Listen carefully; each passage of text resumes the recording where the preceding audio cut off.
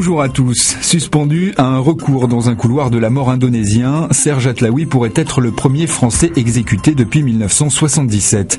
Cette menace d'exécution remet en lumière les centaines d'exécutions pratiquées dans le monde chaque année.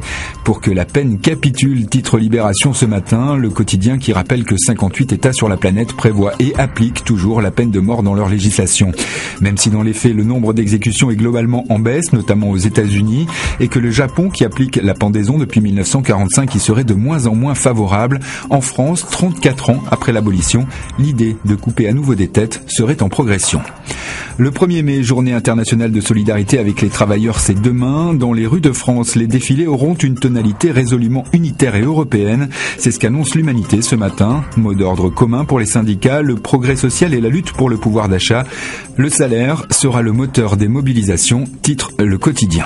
C'est un autre son de clochette pourtant que l'on retrouve à la une du Figaro ce matin. Selon le journal, le climat n'est pas au beau fixe entre les Français et leurs syndicats. À la lecture d'un sondage qu'il a fait réaliser, le quotidien révèle que 2 personnes sur 3 estiment qu'ils ne sont pas représentatifs des salariés. Pire encore, 54% les trouveraient inutiles. Peu de chance dans ces conditions que ce 1er mai soit marqué par d'importants défilés dans les rues, comme ce fut le cas l'an dernier par exemple.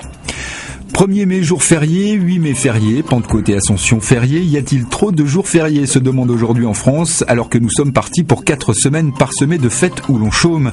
Un moment difficile pour les entreprises qui doivent s'organiser selon le quotidien.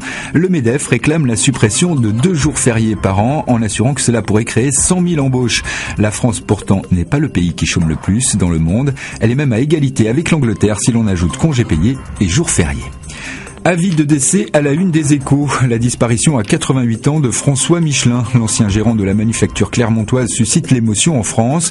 Un homme qui a donné une dimension internationale à l'entreprise, explique le quotidien.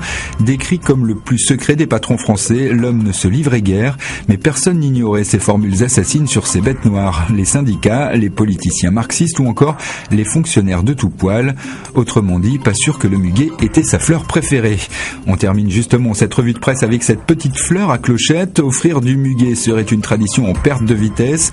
20 minutes nous apprend ce matin qu'elle serait boudée par les professions intermédiaires et par les cadres supérieurs. Les disparités seraient également territoriales. C'est à Paris et dans le sud méditerranéen que les ventes de muguet sont le plus dynamiques. Ainsi va le monde, bonne lecture et bonne journée à tous.